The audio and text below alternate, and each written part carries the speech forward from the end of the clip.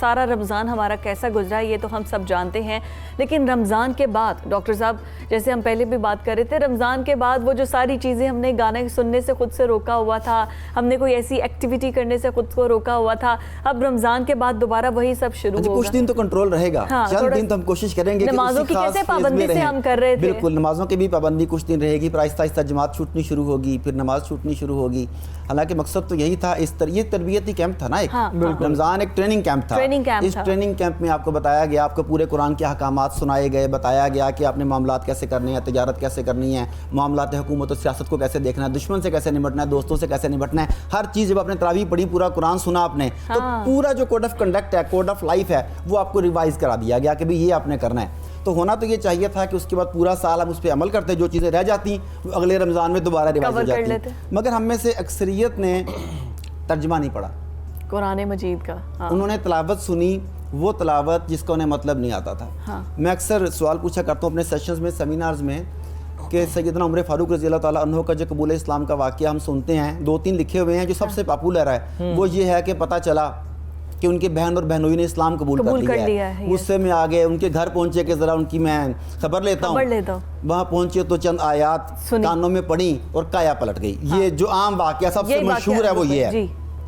اب سوال یہ ہے کہ وہی قرآن جس کے چند الفاظ، چند کلمات ان کے کانوں میں پڑے اور ان کی کایا پلٹ گئی، وہی قرآن روزانہ درجنوں مرتبہ ہمارے کانوں میں پڑھتا ہے۔ ہم خود اپنی زبان سے بھی بولتے ہیں، اپنی آنکھوں سے دیکھتے بھی ہیں، پڑھتے بھی ہیں، ہماری کایا کیوں نہیں پلٹتی؟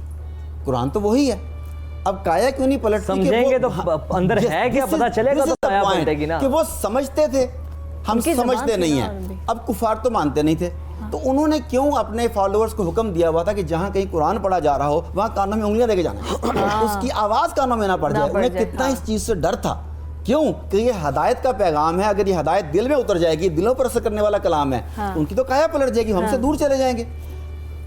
ہماری کایا نہیں پلٹ رہی، اور ابھی رمضان ختم ہو گیا، آپ سب اپنا اپنا انالیسس کیجئے، میں، آپ، ہمارے ویور سب کے سب دیکھیں کہ ہم یہ تو بتائیں گے کہ میں نے 2 قرآن پاک ختم کیے، میں نے 4 کیے، میں نے 10 کیے، اور ہم ایک دوسرے کے مبارکبادیں بھی دیں گے، سب کچھ ہوگا، سمجھا کس کس نے؟ ترجمے سے پڑھیں گے تو سمجھیں گے نا، سمجھا کس کس نے؟ چلیں ہم یوں کر لیں کہ ایک پارہ کسی نے سمجھ لی ہو مکمل، اس کے احکامات جو ہیں، اگر آپ فیمیل ہیں، میری کئی فیمیل بیٹیاں بہنیں دیکھ رہی ہوں گی، تو سورہ نساء یا سورہ نور آپ کے معاملات کے بارے میں ہے، یہ آپ کے معاملات کے بارے میں ہے۔ کتنی خواتین ایسی ہیں جنہوں نے سورہ نساء اور سورہ نور اسے مکمل طور پہ سمجھ لیا، اس کے احکام سمجھ لیے، انہیں اپنے حقوق بھی پتہ لگ گئے، اپنے فرائض بھی پتہ لگ گئے، اپنی باؤنڈریز بھی پتہ لگ گئی، اپنی آزادی بھی پتہ لگ گئی۔ کتنی ہوں گی؟ آپ حیران رہ جائیں گی، 0.001% شاید ہوں۔ مردوں کے معاملات دیکھ لیں، سیاستدانوں کے، حکمرانوں کے معاملات دیکھ لیں، جن جن کے سورہ حجرات ہمارے معاملات روز ہم نے آس پاس دیکھنے ہیں، کتنے لوگوں نے سمجھے ہیں وہ معاملات؟ ہم نے معاملات سمجھے ہی نہیں۔ جب ہم نے معاملات نہیں سمجھے تو پھر وہ آگے فالو کیسے کریں گے، اس سے کنٹینیو کیسے کر سکیں گے؟ اسے سمجھنا ضروری ہے، سمجھنا ضروری ہے۔ میرا خیال ہے کہ آج اگر یہ 29واں رمضان چل رہا ہے ہمارا، اب تو ہم گزر چکے، یا تو ہم پہلے کی بات پہلے رمضان میں کر لیتے۔ میرا خیال ہے کہ اس چیز کو ہم آج اپنی کسی ڈائری میں الارم لگا لیں، کیلنڈر میں الارم لگا لیں کہ اب نیکسٹ رمضان ہوگا تو ہم نے قرآن مجید کو سمجھنے، اول تو کل سے سٹارٹ کرنا چاہیے، رمضان کی انتظار کیوں کریں؟ مگر ہمیں سے کئی لوگوں نے قرآن مجید کو سب سے اوپر والے خانے میں رکھا ہوتا ہے کہ کہیں ہاتھ نہ پہنچ جائے، بالکل اتنا اونچا رکھا ہوتا ہے، اتنا پاک صاف کر کے نیٹ اینڈ کلین، وہ رمضان میں نیچے اترتا ہے اکثر گھروں میں۔ چلو جب بھی نیچے اترتا ہے ہم اسے سمجھنے کی نیت سے پڑھنا اگر شروع کریں، اپنے گھر میں ڈسکس کریں کہ یہ معاملات ہیں، ہم نے آج اس سے یہ سیکھا ہے، تو شاید معاملات بھی ٹھیک ہو جائیں، ہماری فیملیز ٹھیک ہو جائیں، ہمارے ادارے ٹھیک ہو جائیں، ہمارا ملک ٹھیک ہو جائے، اور ہم دوبارہ سے اکٹھے ہو جائیں۔ نہیں ہے نا، دیکھیں مسجد میں بھی یا جب جمعے کا خطبہ ہوتا ہے، اس میں بھی اس طرح سے ہمارے احکامات، حقوق، فرائض کیا ہیں، قرآن ہمیں کہتا کیا ہے، کوئی واقعات سے ریلیٹڈ اس طرح سے دینی تعلیمات کو عام نہیں کیا جاتا ہے جس طرح سے ہونا چاہیے ہے۔ اسلام تو جبر کا نام ہے ہی نہیں، اسلام تو آسانی والا دین ہے نا، خود پہ جبر کا نام ہے، یہ اسے تھوڑا سا چینج کر لیتے ہیں آج ہم۔ اسلام خود پہ جبر کا نام ہے، میرا دل کرتا ہے میں رضائی میں لیٹا رہا ہوں، صبح صبح اٹھ کے کون جائے مسجد میں، آسانی تو میری بستر میں ہے۔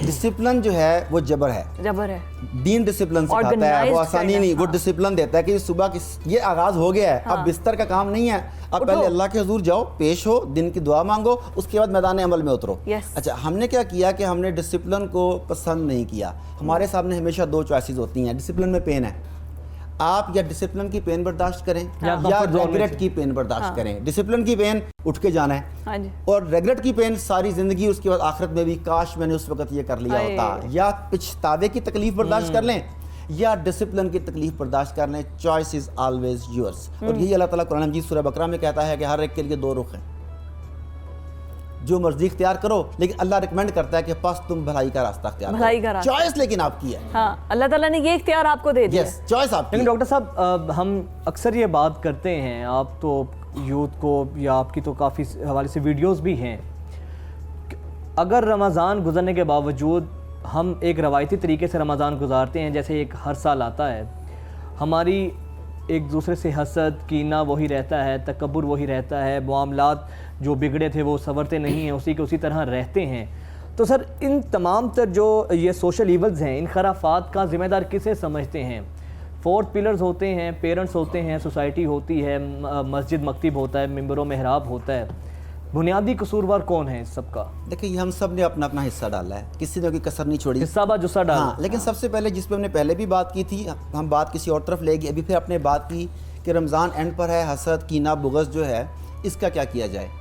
اس میں آپ کو 2 ایگزامپلس دینا چاہوں گا, ایک اپنی آج کی کارپوریٹ ورلڈ کی لائف سے اور ایک قرآن مجید سے. ایک اسکول میں یہ بغض حسد کینہ کی بات ہو رہی تھی, تو بچوں نے کہا کہ ہر ایک کو معاف نہیں کیا جا سکتا. وہ دل میں ان کے اس کی بہت غصہ تھا, تو ٹیچر نے کہا بات تو تمہاری بھی ٹھیک ہے, ایسا کرو کہ کل سب بچے 5-5 کلو آلو لے کے آئیں گے, پوٹیٹوز, آلو, بچے بڑے کی چپس وغیرہ بنیں گے شاید, وہ سارے 5-5 کلو آلو لے آئے.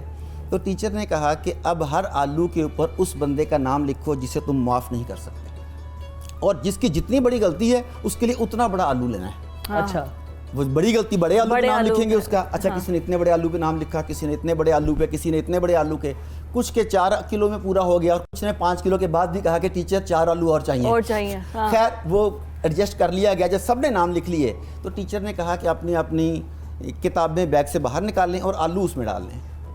انہوں نے آلو بیگ میں ڈال لیے. اب ٹیچر نے کہا کہ اسے اپنے شولڈر پر کیری کر لیں بیگ کو, جس طرح بچوں کے کیری بیگ ہوتے ہیں, اور اب آپ نے اس بیگ کو اتارنا نہیں ہے, سوتے ہوئے بھی نہیں اتارنا, نہاتے ہوئے بھی نہیں اتارنا, اسکول جاتے ہوئے بھی نہیں اتارنا. یہ بیگ آپ کے اوپر سے اترنا نہیں چاہیے. اگلے دن جب بچے آئے تو ان کے کندھے ایسے تھے, وہ تھکے ہوئے تھے. ٹیچر نے کہا بیگ نہیں اترنا. اگلے دن آئے تو بالکل چہرے مرجھائے ہوئے تھے.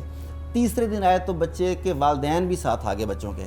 انہوں نے کہا کہ ہم گھر میں ان گلے ہوئے آلوؤں کی جو اسمیل پھیلی ہوئی ہے ان کی وجہ سے رہ نہیں سکتے. یہ کیا کروا رہے ہیں آپ, کی ان آلوؤں سے گل گئے ہیں, اتنی اسمیل آ رہی ہے کہ اب گھر میں برداشت نہیں ہوتی.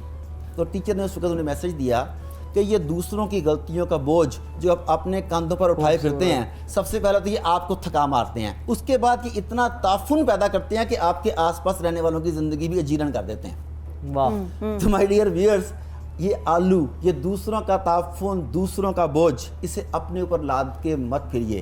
ایک قانون ہے لا آف گاربیج ٹرک, یہ دوسروں کا گاربیج اپنے اوپر مت لادیے, انہیں معاف کر دیجئے, اپنے اوپر بڑا احسان کریے. احسان کیجئے, کہانی ختم کیجئے. تو بہت خوبصورت پیغام دیا ہے اس کہانی کے اندر, جتنی خوبصورت طریقے ایگزامپل کے ذریعے جتنی خوبصورت آپ نے بات کی ہے, ایکچوئل ہونا بھی ایسا ہی چاہیے.